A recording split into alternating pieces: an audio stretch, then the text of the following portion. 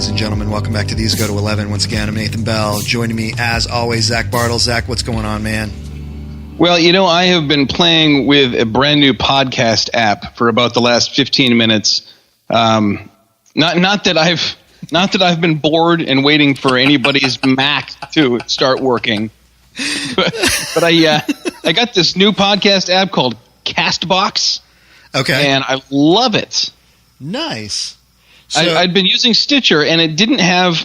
Here's the thing, man. I still buy like data in advance and like minutes, like it's 2001, because I use so very little of it, and I'm trying to cut way back. So I wanted to be able to just go on whatever podcast I wanted to listen to, like over the next couple weeks, and just download using Wi-Fi. Just download apps like nobody's business. Yeah, and have them all stored in a like a library.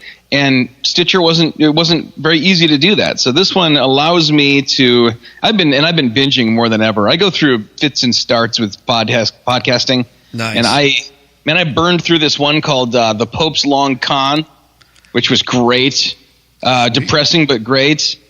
And I've been listening to this one called Liar City. Have you ever heard of that? No.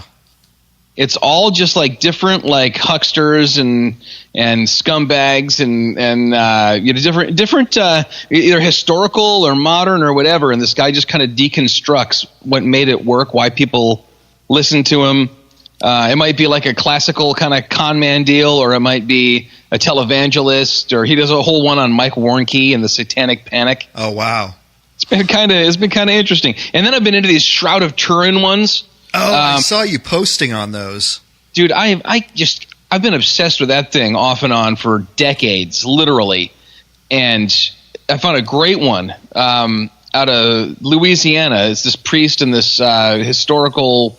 She's a professor of history, and it's called "Who is the Man of the Shroud?" Mm-hmm. And I burned right through that one, and then I found this old one from 2008 called "The Shroudcast."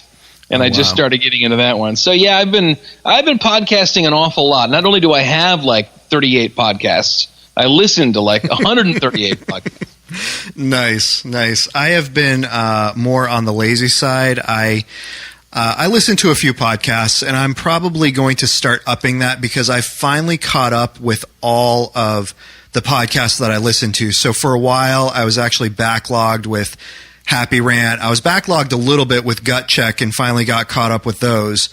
So now, which one did you get catched up with first? I said catched up. Caught up with. Catch up the word out of it. I got caught up with Gut Check first because there were fewer of those. And because it's better. And because it's better. Dude, I'm telling you, I still love going back and listening. My two favorites are the ones... The one where you and Ted are doing the Soda Stream and you forgot the stuff and had to go to Walmart to pick it up. I laughed so hard on that.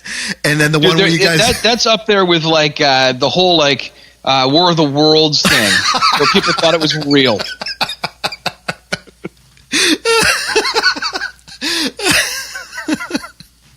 Oh man, that one, and then the one where you guys are just sampling, what was it, like the 12 bag from Taco Bell or something like that? Yeah, gotta do the tacos, man. Oh man, those I go back and re-listen to, and they're just, it doesn't matter how many times I've heard them, I'm just laughing right along with them like I've heard them for the first time. Now, now that you're caught up, how many are you keeping up with? So I have 4. I have really. Oh, you're a lightweight, man. Yeah. Well, and that's the thing is like, so there was one that I was listening to. It was the Glass Cannon podcast, and that one. No, I'm sorry, 5 now because that group of people who's doing that one put another one on called Androids and Aliens, and so they're playing these RPG games, but they're professional comedians and actors and voice actors. One of them's like a screenplay writer, and so it's like you're listening to a story. It's not language kid friendly, but it is absolutely hysterical.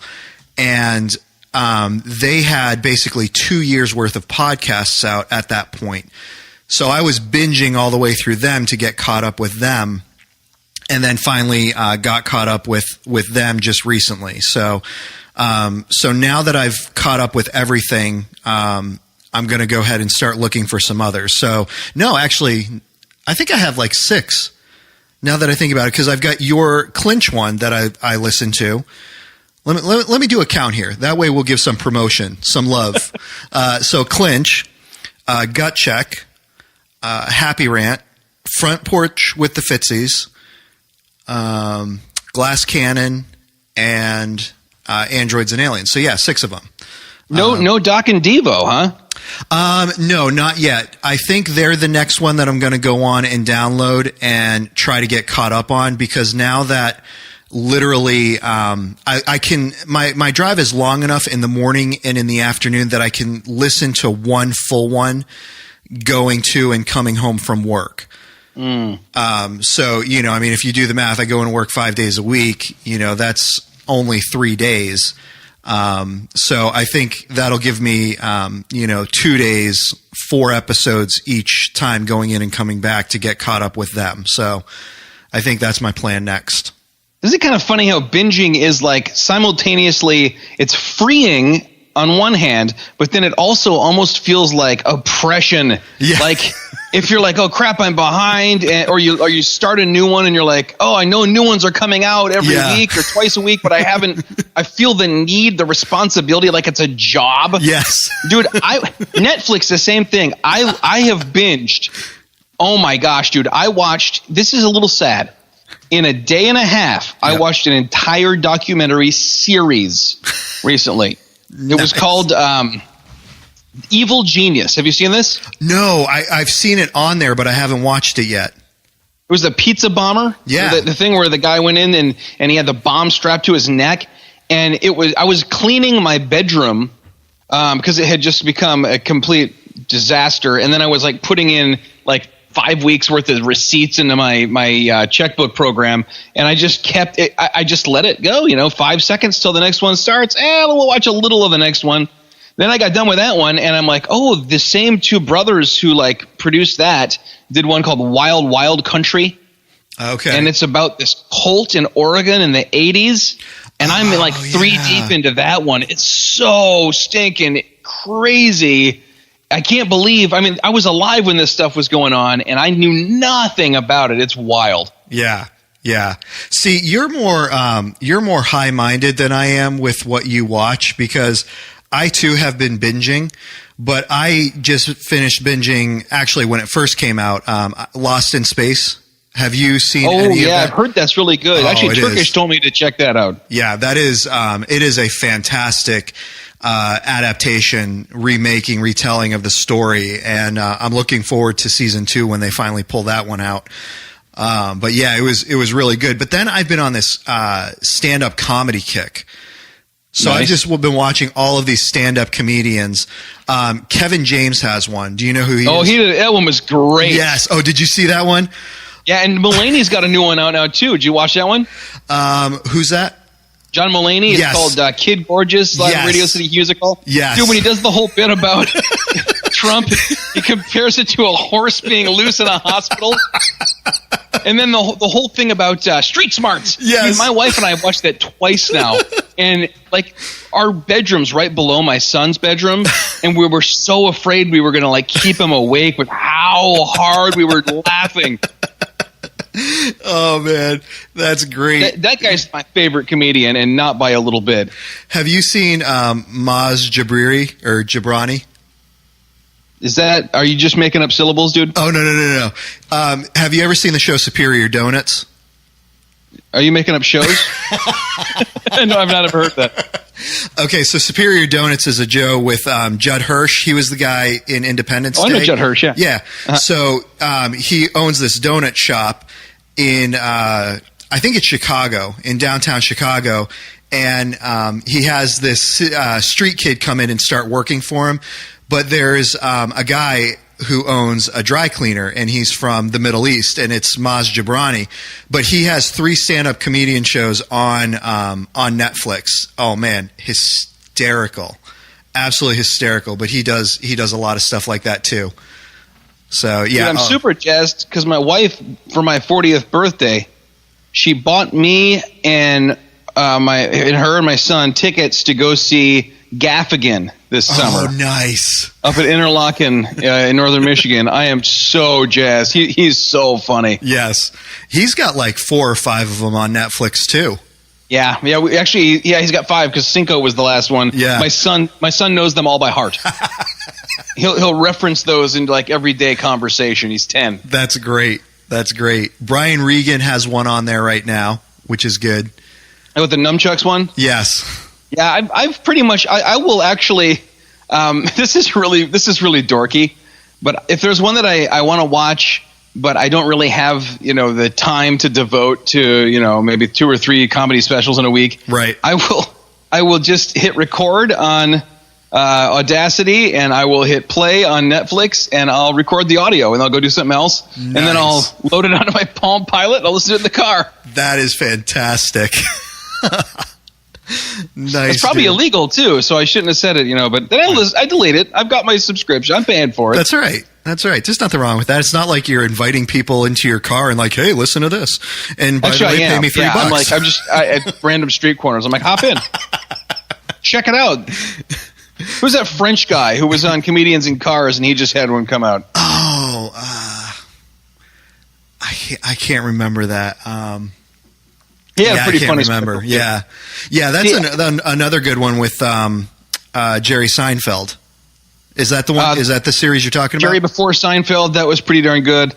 The thing with me is, most comedians can earn my patronage. I will become a loyal supporter. You just have to make me laugh and not be gross and curse a bunch. Yeah. And so many comedians I'll see on clips on Facebook from when they were on Jimmy Kimmel or I almost just said Jay Leno, Jimmy Fallon or whatever. And I'll be like, man, that guy's really funny. And then I'll look him up and be like, oh, they can be funny, but then they just get lazy and make a bunch of gross fart and sex jokes. Cool. Right. Yeah. That anyone can do that, and it's not funny. Right. I mean, it can be sort of funny, but I don't know. I just got no respect for that at all. Right. Well, and I think there's a difference too between, throwing it in there as, an adult and trying to appeal to the adult, and difference of talking about like your family environment and the things that naturally happen in your family that everyone can relate to. And that's sure, yeah. If it's part of your talking about life, right? And okay. I don't know. I don't want it. I don't want the graphic stuff, and right. And I'm not holier than thou about that kind of thing at all. Like I like stupid humor, right? I laugh at Adam Sandler movies, but I don't know. It just seems like there's a certain. It's like. Weighting your bat or putting the plaster on your hand wraps if you're a boxer or something where you're just it's almost like cheating, but then the end result is that when you hit the ball, it barely dribbles over to the shortstop. It's both unfair as an advantage and never actually pans out. Right. Yeah. Like I don't think anyone's less funny than Chris Rock. Oh yeah. I do like Louis C.K. Oh, I can't say that anymore. But, despite the fact that he's a complete pervert weirdo, I do like some of his stuff. Like one of his specials, I have the Amazon Fire Stick. Yep. And he'd go for about 20 minutes on just like, Cinnabon in the airport and just like, how he doesn't exercise, just stupid stuff. Yeah. Observation. And then he'd start getting into it. I'd be like, oh, this is going to get, blue for a minute. And I would just hit the 15-second skip until every word that you'd hear 1 or 2 words and go, nope, he's still in it. Right. And then I'd come back out of it. And I think as I get older, my tolerance for that kind of thing is just waning. Yeah. No, I agree. There's a lot of stuff. I mean, I've been going through a lot, like I said, a lot of the comedians on Netflix. And within, I would say, about 10 minutes, I know whether or not I'm going to keep watching. And so, it gets a little annoying because you have that section on Netflix where it's like continue watching. And so there's like a string of comedians on there, continue watching. It's like, no, I don't want to continue watching. That's why I turned the thing off. But yeah, I mean, how fancy the algorithms are today. None of these services know anything about me. Like, people are like, I can't believe how much Facebook knows about me. Dude, 2 days ago, Facebook tried to get me to join a Howard Stern fan page. I'm like, nobody knows me less than Facebook does. And then Netflix is like, I have such an advanced algorithm that I see that you liked watching Kevin James and Jerry Seinfeld, so I assume you want to see this really raunchy, crappy thing. Right. And it's like, so basically, it's not even an algorithm. It's just like categories. Like, you like stand-up comedy in general. Right. No, I like a particular kind of stand-up comedy. And in this day and age, you should be able to anticipate who I'm going to like and who I'm going to despise. Yes. Yep. Absolutely. Oh, man. That's great. So, yeah, we just did a whole 15 minutes on who you should be watching on Netflix. That's what we did. Hey, is that all you're watching? Because you mentioned that you had some recommendations. Yeah, I've also I've been watching some really cool documentaries. So I teach middle school science, and I've been looking for, we're kind of winding down on the year, and so I've been kind of looking for some videos that I can interlace throughout the curriculum to show the students. So I've been watching a bunch of documentaries, and there are several on there that are just absolutely fascinating. I've been watching several on the space race program. And so it's called Rocket Men, and it takes you all the way back to the beginning stages where JFK, made the famous speech, we choose to go to the moon, all the way to modern time where, we're setting our sights and goals on Mars. There's another one on there. I forget what the name of it is, but it's talking about, this generation of kids that are coming up and how their new frontier is going to be Mars. So a lot of, it interviews these kids at space camp. It's talking to them about why they want to do this. And so that one was kind of fascinating. And then I was watching a couple of documentaries on genetics and what's going on with gene therapy and kind of, the FDA, trying to get things rolling with that. But, also trying to be careful that they don't put something out there that's going to cause more harm than good. And then there was one that I was watching. I Am Legend. Oops. My bad. World War Z. Right. But then there was another one that is fairly mild, talking about I forget what the name of that one is as well, but it goes through the development stages of a child from conception. Of course, it doesn't go into graphic detail or anything like that, but talks about the basic conception all the way through the 9 months, and talks about at this stage these are the major developmental things that are going on, and it actually documents real life people who during some of those critical stages have had things go wrong in the genetic development. And so it was a fascinating documentary, because I'm working with my sixth graders on genetics at this point, and talking to them about life and all that. So that one was just a really fascinating case. It talked about it documents these four what are they called, quintuplets? Was that the official term? Twins, I don't know. Let me check with a science teacher. Is it called? Hey, I'm a science teacher. I'm not an English major.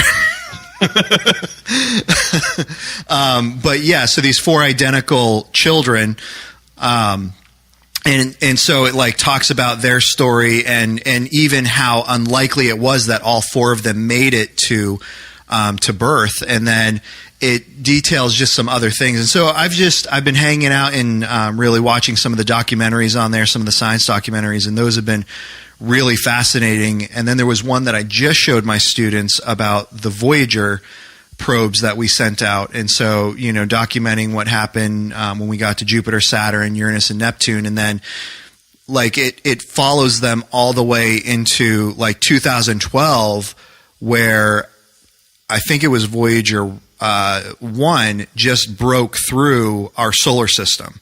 So 2012, it finally made it and went through our solar system and is in international space right now, just kind of traveling out there. And so we're still getting these faint signals back from Voyager, but we have to keep building bigger and better and stronger antennas in order to receive the signals they're sending back. So just a really fascinating and cool thing to see and experience and be able to share with my students. Isn't all space international space? Yes, interstellar is what I meant. Interstellar. Okay.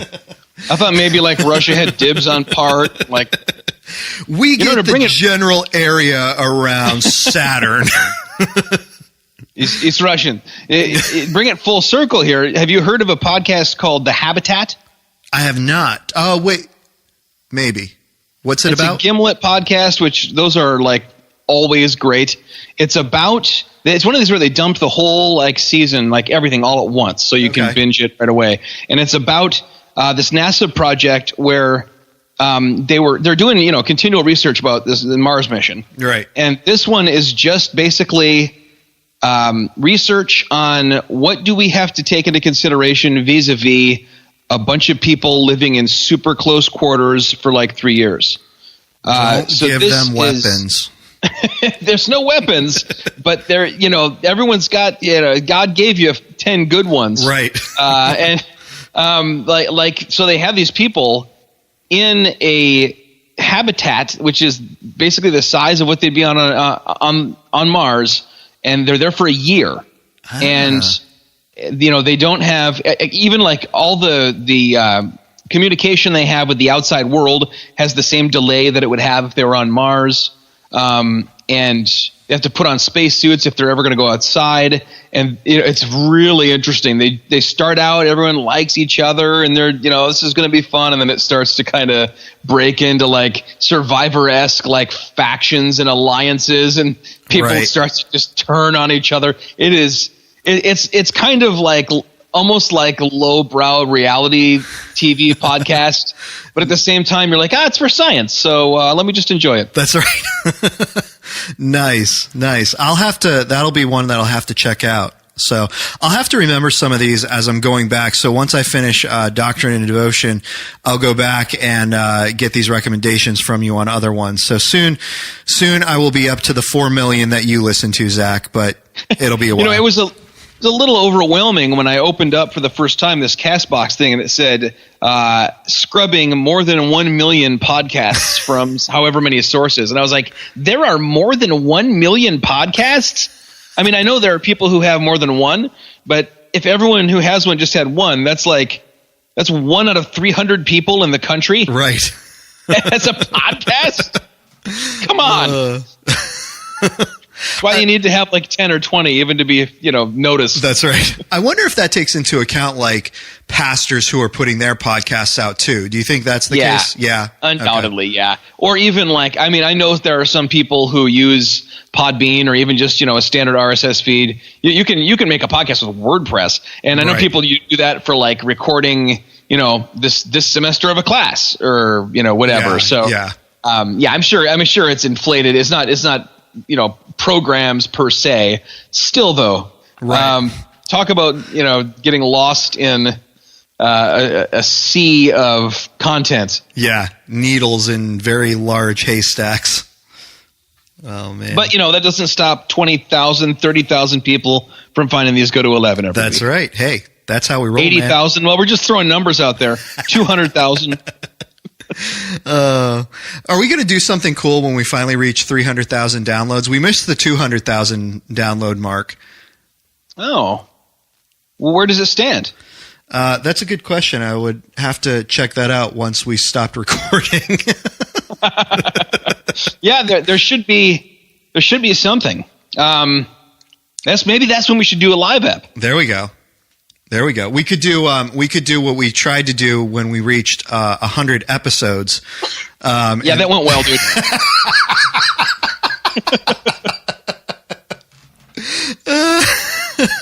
I was on the outside looking in, listening, and laughing.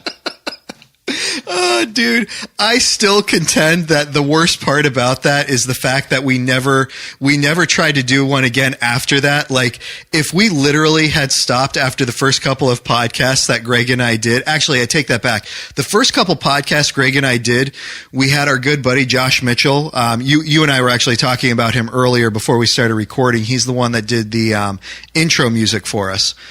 So he came up with that. He's the one who actually got us going and set up, who made it possible for me to continue to do all the editing and things like that on these Go to 11. He was there for the first couple, but then you listen to, like, I don't know, maybe like the next dozen after that, and the sound's kind of spotty, maybe in and out a little bit. And it took me a little while to get the adjustments right for everything until I knew what I was doing. You got to get more aluminum foil on the rabbit ears. Wait, no, a little to the left, a little to the right. No, Those babe, are good hold memories, on. are they not? Yes. The only memories I have is that usually I was the one standing up there doing that while my dad was like, wait, don't move. It's 1st and 10. You can move in 25 minutes. That's right. Oh, man. Dude. No one will ever. Did we have some kind of content to talk about today? What was it like? I think we did. We had 2 questions last week that came from our listeners, and we spent the good bit of the podcast last week talking about legalism and holiness and license and liberty and all of that stuff. We had another one come in from a faithful listener of ours as well. And that one, I think I said his name was Noel. His name's actually Tyler Noble. So I totally screwed his name up. Sorry, Tyler. This time we had another one come in from Jared. I'm just going to say his first name so that way we don't give anything away beyond that. But he had a question. Do you have it in front of you, Zach? Because I remember the general gist of it, but if you actually have the question right there, I can let you read it word for word. Otherwise, I can just kind of, I bet I can do a similar job to how I did reading the last one by going back. I don't know. You and I, we didn't text much this week, so I probably can find it fairly quickly. Oh, yeah, there it is. Actually, I have it too. Oh, go for it, man. Read away. Cool. Oh, shoot. Man, it's small, isn't it? That was a horrible picture I sent you. I'm like, yeah, I got it for you, man. You got the pictures? Yeah, I got the pictures. Okay. And I'm looking at it. It's like, oh, man. Okay. So here we go. This is going to be pretty specific, so maybe best left for mailbag episode. 27-year-old with cerebral palsy, and while I like the opposite gender and would like to pursue marriage, bad thing is I do collect disability benefits. I tend to read a lot of premarital / healthy dating Christian books, and sometimes it can be a bit discouraging when it seems the author might discourage that for me. Anyways, guys, what would be your thoughts? What would your thoughts be? Love the cast, Jared. And so you actually were in contact with Jared for some clarification, and some of the things that he said was that people have actually, because he collects disability, basically, I mean, is it too strong of a word to be like, yeah, they're basically calling him a freeloader and he needs to be out, getting a real job to provide for his family?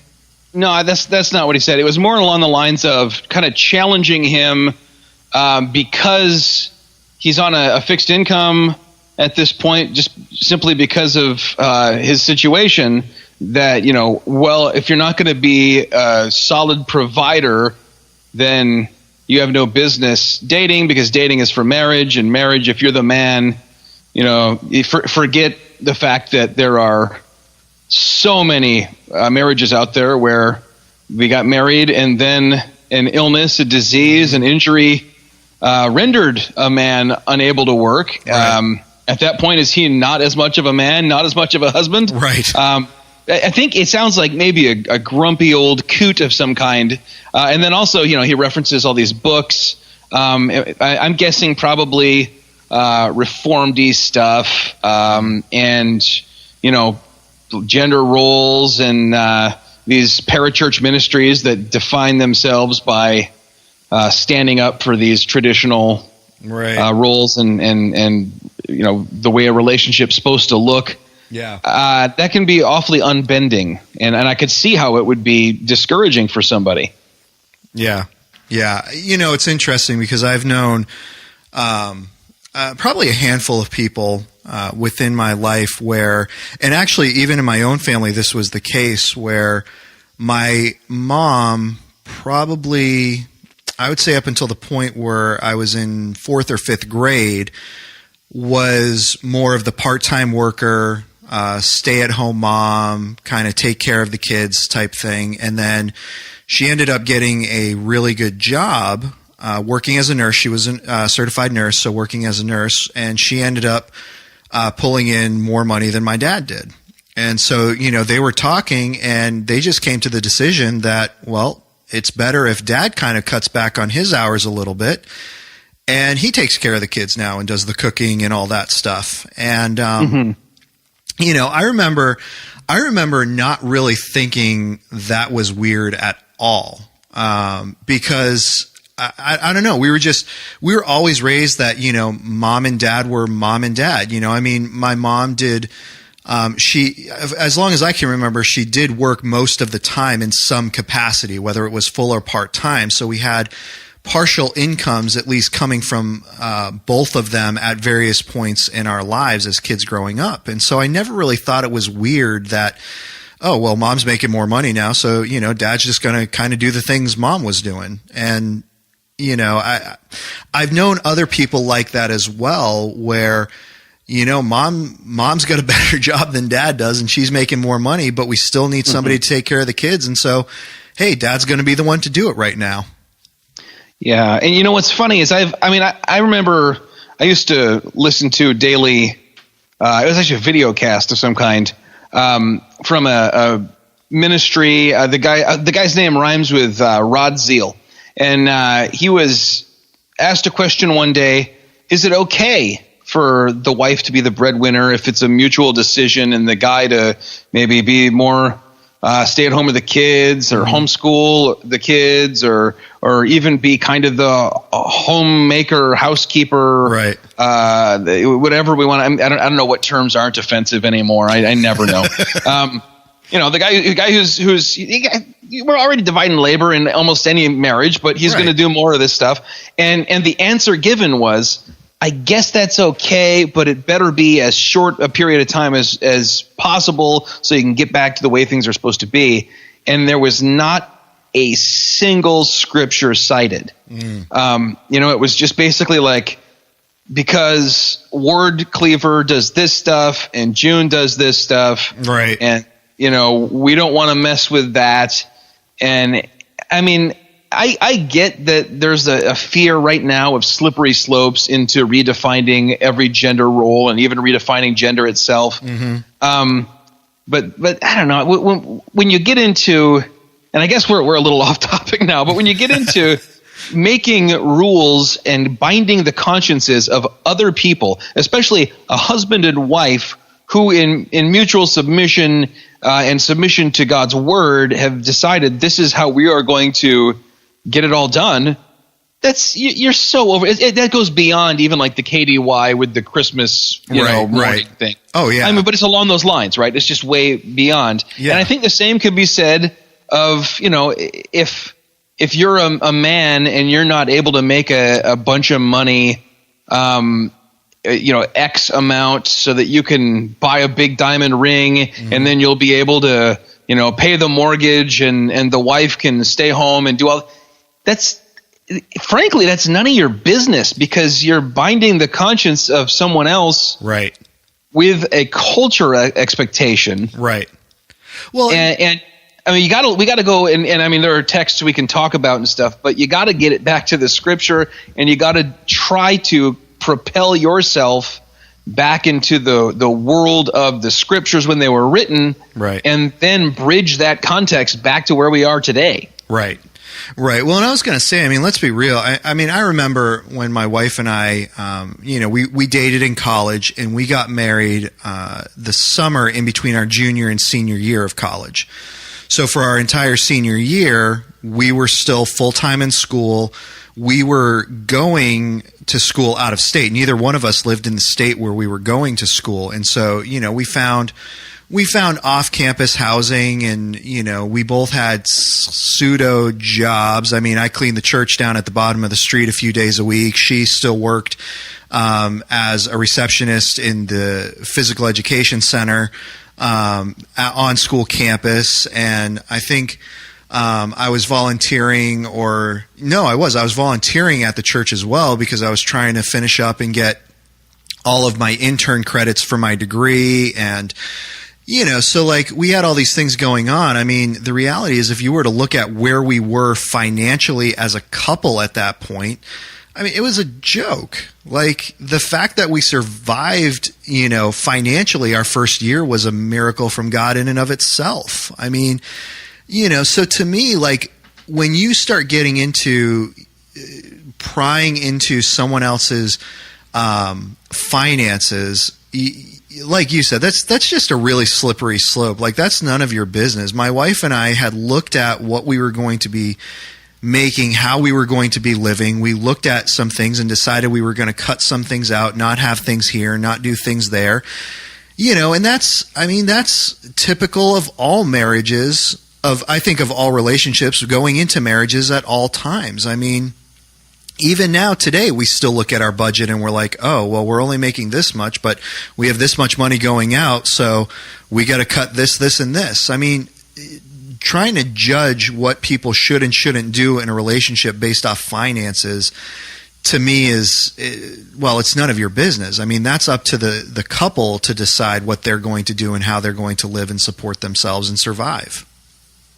And, when you mentioned college and everything, I think most of these people who would really prescribe the man as the breadwinner, et cetera, they'd be all right with, well, I'm in college right now for the next 3 years, so my wife is working really hard, and I'm not working much, just a couple hours, and I'm focusing on school, and then later, I'll get my degree in business or whatever it is, and I'll be able to make a bunch of money. But here's the thing: you're not guaranteed any, that you'll still be around in 5 years. You're guaranteed just today, and if it's okay for us to live like this today, and it's not sinful, it's okay for us to live like this as long as we're both happy doing it. Yes. And if women live longer than men in general, there's a decent shot in any marriage she's going to be taking care of you at some point, buddy. And if your pride is going to get in the way of that,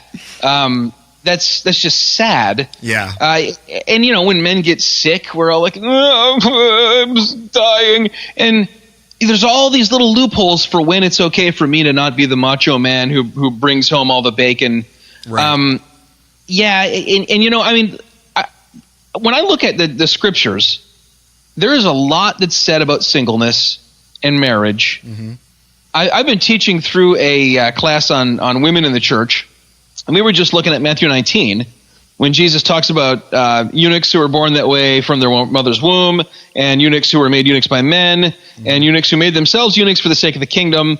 And, that sounds really painful, but it's pretty well established and widely accepted by most scholars I've read that Jesus isn't talking about self-emasculating or anything. Right. What he's talking about is people choosing a life of singleness, and he really affirms it in a way that the Jewish culture he was reaching out to did not value singleness. If you were going to be a man, you were going to marry a beautiful wife and have a ton of kids, and make a real kind of West Michigan Reformed Church homeschool situation, over here. Playing Settlers of Catan.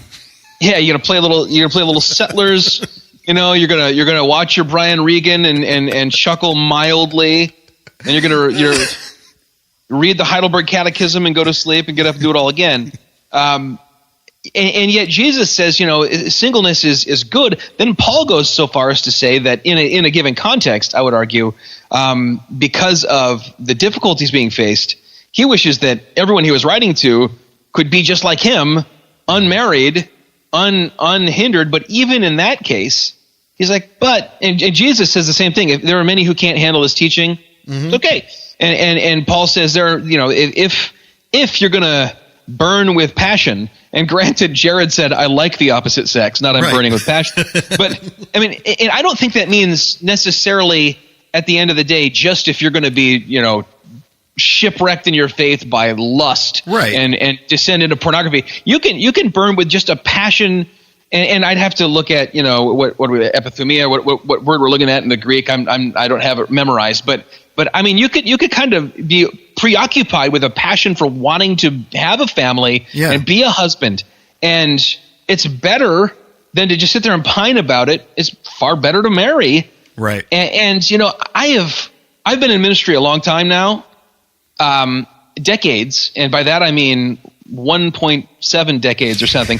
And not all of it in my current context, but I've seen marriages where both the husband and the wife had some serious issues that kept them from working, and they were getting some kind of government assistance. Yeah, and getting married makes it more difficult because for whatever reason, the government will penalize you in that context.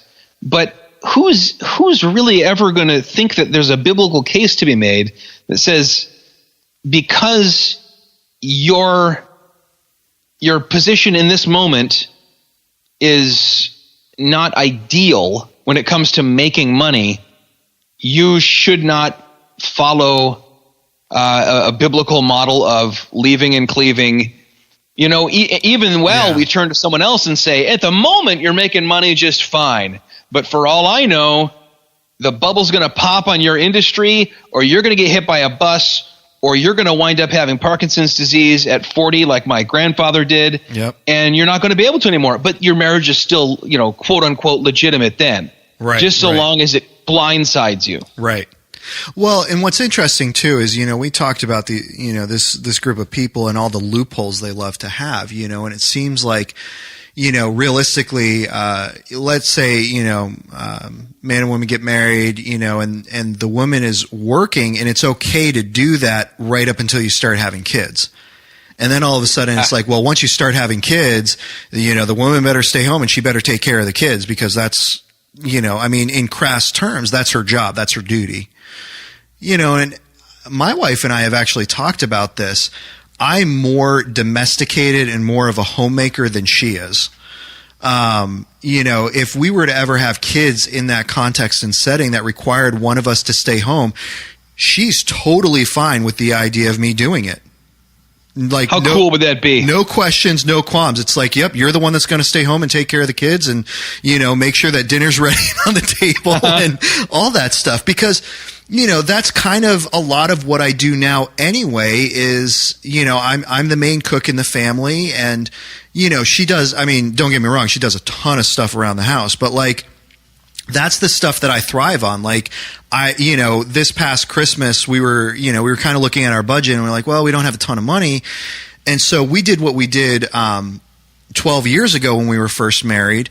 I'm sorry, not 12 years ago when we first married. We've been married almost 14 years, but 12 years ago, we decided that we were going to do homemade gifts. So I made pillows for all of her brothers.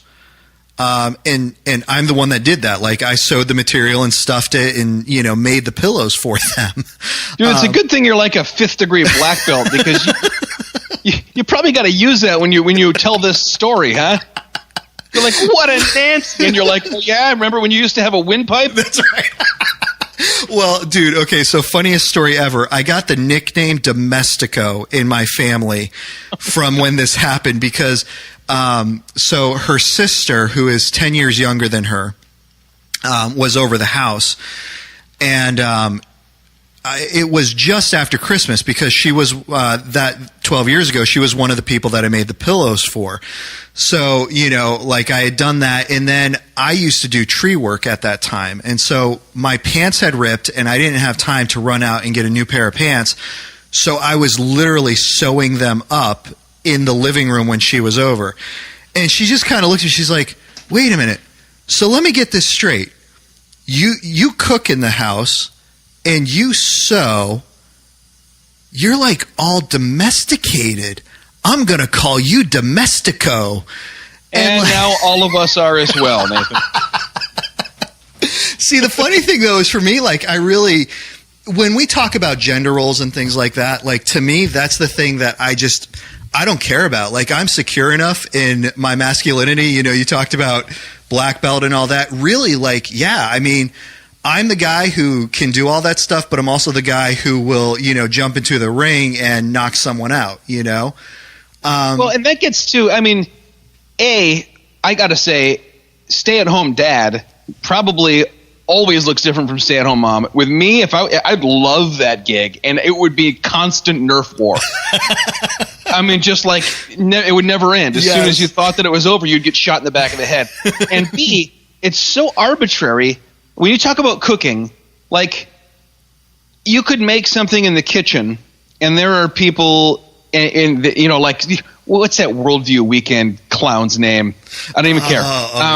Okay. Brandon, what's his name? House MD. He you know, people coming from this kind of blending of Western, modern Western culture with the Bible would scoff at that, and yet you could probably make the exact same dish out on a grill, like one of those high-end grills that has the little gas burner and everything, and that'd be fine.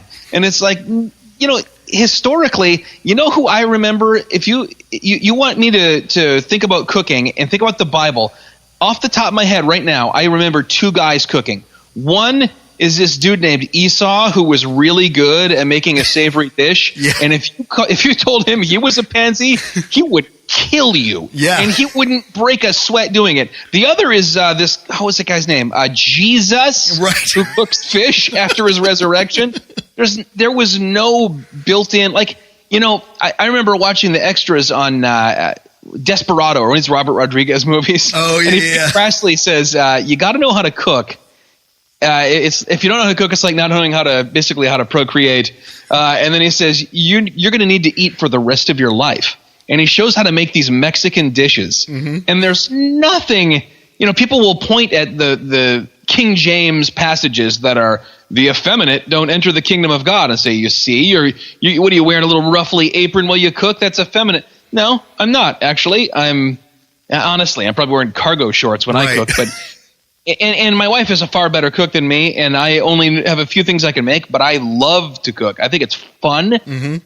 And so, yeah, when you're getting into, to try and bring it back to Jared's question, I think you have to have a critical eye when you read this stuff. Mm-hmm. And whenever you come across something that's really, you know, kind of takes the wind out of your sails when it comes to wanting to find the woman that God has for you, and someone with whom you can serve God, who your strengths will complement one another, and you can lift each other up and pray for and with each other, and something tries to kind of steal that from you, you've got to stop and say, what's the biblical basis here, and are they doing some kind of exegetical funny play? Because I can't think of a single text that would indicate, I mean, are we going back into the Old Testament law now, and like anybody who has like a cleft foot can't step foot into God's house? That's obsolete, man. And so, you got to let that go, or you got to stop eating shellfish and sitting on a chair that a menstruating woman sat on in the last month, and you know, and that's not going to get you saved. So it's so picky choosy that it drives me nuts, this kind of thing. Yeah, no, I completely agree. And, you know, the thing that we need to remember too is, you know, we're living in a completely different culture. And again, I'm not going to, you know, bring scripture per se into this other than the time frame. Like, during this time in history, men were the providers. You know, this is why God allowed for, you know, the remarriage to occur. It was the Levirate law, right? Where, you know, that was more about providing a son, actually. Right, but wasn't it also to take care of the woman? I mean, that's the kinsman redeemer. Oh, the kinsman redeemer. Okay, yeah. So I knew it was one of those where, I mean, you have this law to provide because women literally couldn't make a living. They couldn't make a way for themselves in that time, in that culture.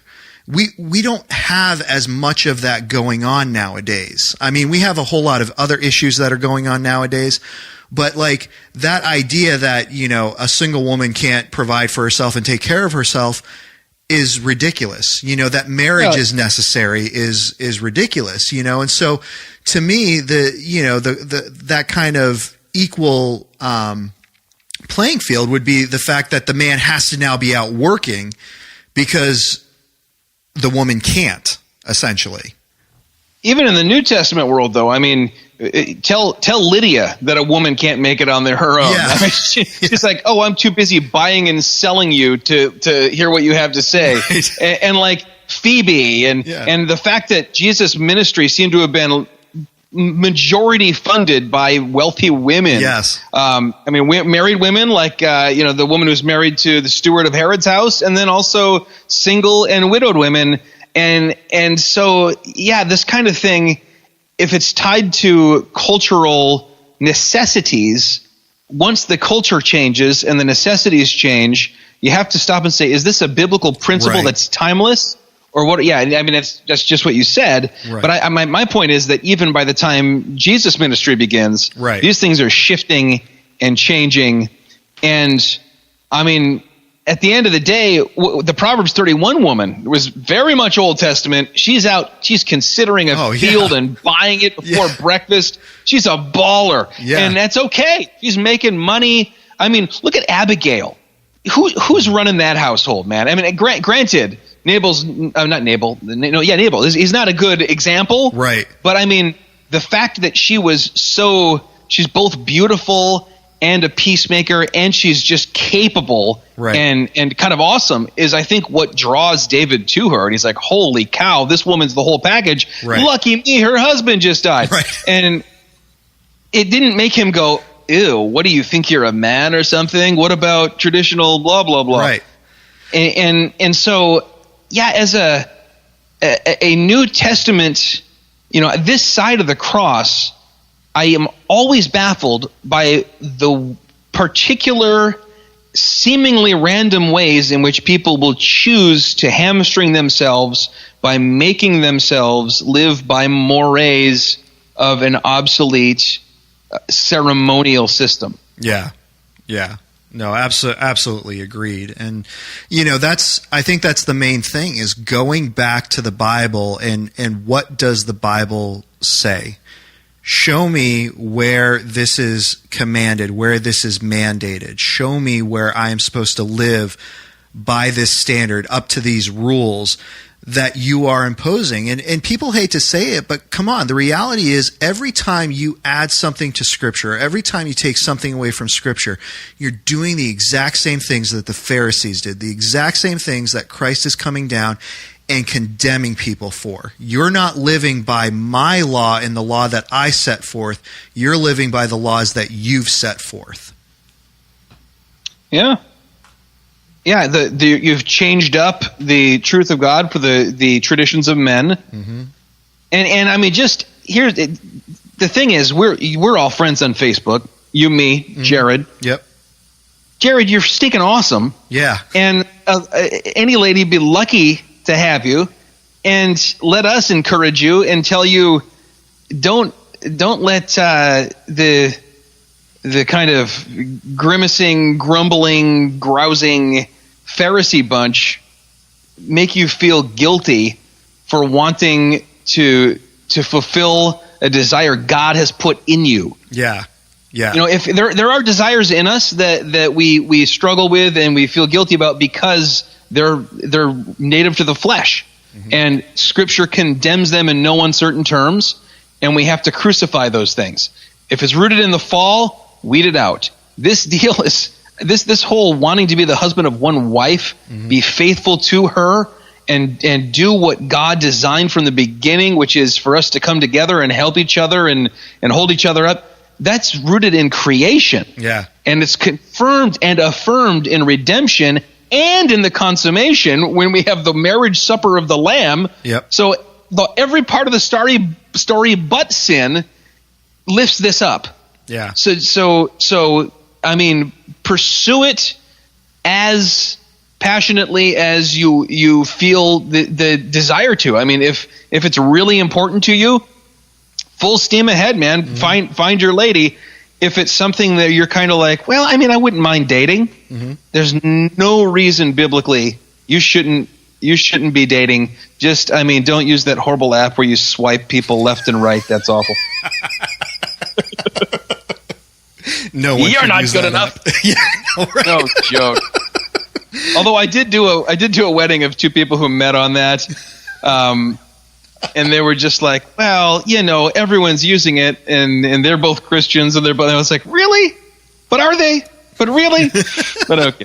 Well, I gotta say, I've got a very good friend of mine, and he met his wife on, I think it was eHarmony, which I always tease them about, but I love them greatly, and you know, they are the closest and dearest friends that I have. So, but yeah, that whole like, yeah, swipe right, swipe left. Well, based solely on one photograph of someone. Right. I wouldn't make it past round one in that deal, man.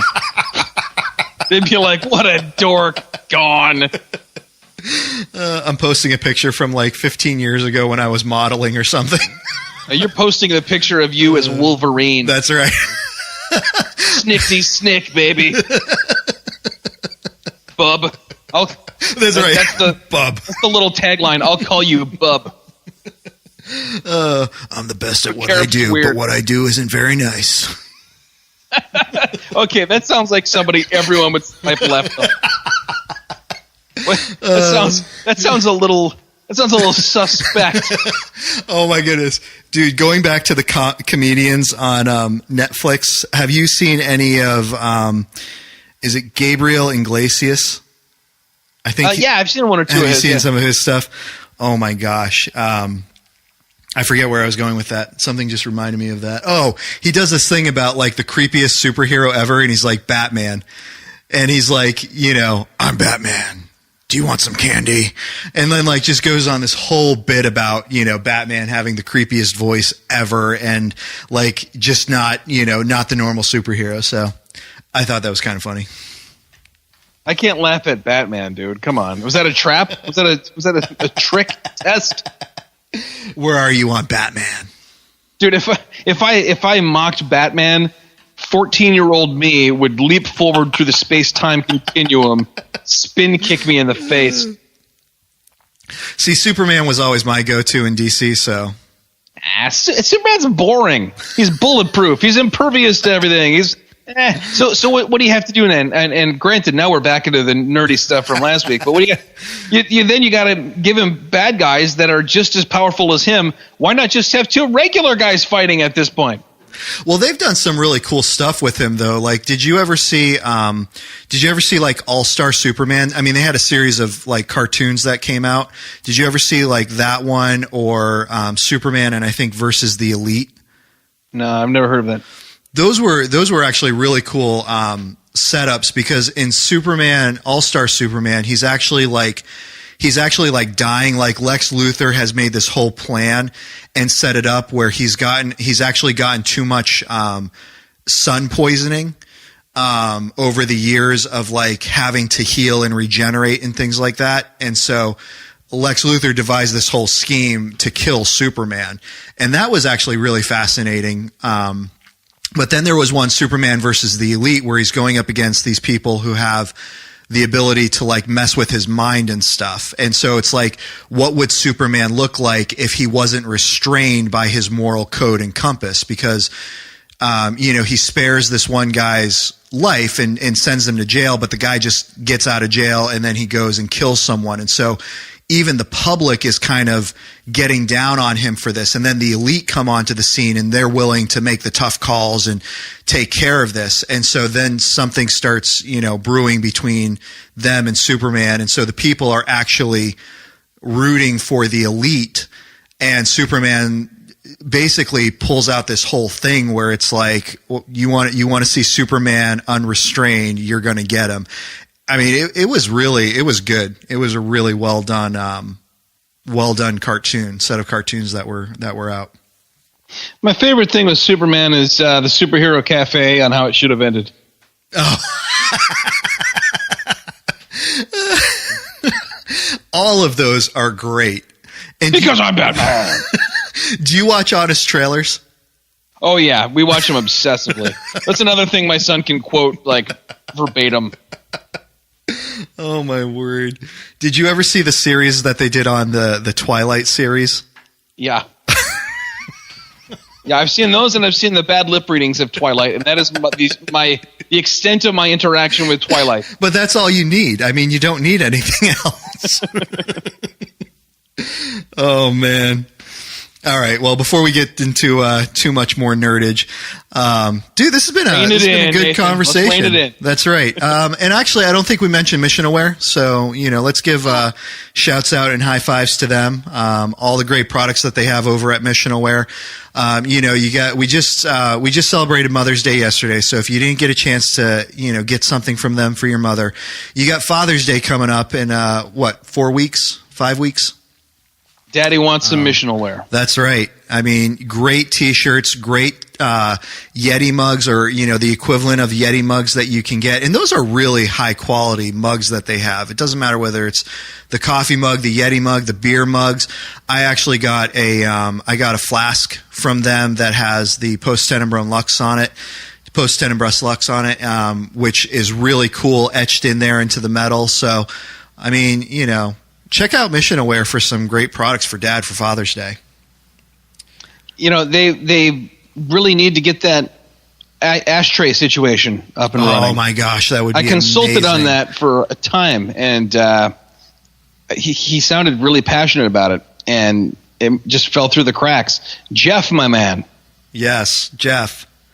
Get the ashtray going. Also, check your email about sponsorship for Clinch Season 2. Just throwing that out there. Nice.